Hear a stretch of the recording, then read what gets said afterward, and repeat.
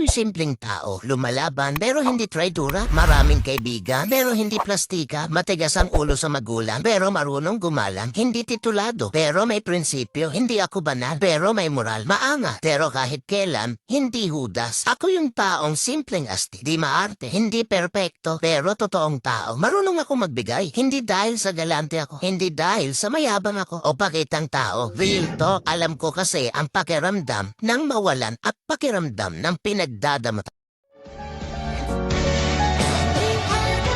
Huwag mo akong husgahan.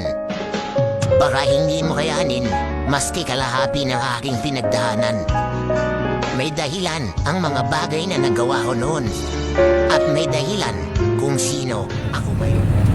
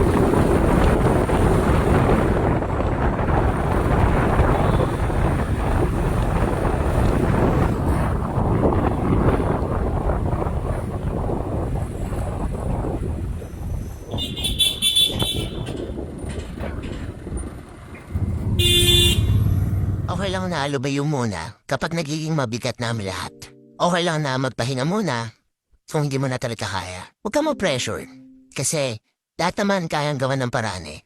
At kung may mga bagay man na hindi sa'yo nakalaan, tanggapin mo na lang kasi baka may better na darating. Tapos, nahanda ka lang bala. Huwag naman yung husgahan ang tao base sa itsura at pagkakilala niyo sa kanila. Wala na kayo ng bukong bibig. Tabuo na kayo ng sarili niyo kahinaan, kaya inakala niyo pa uwi niyo ang lahat. Yan ang pampala ng mga saradong isip.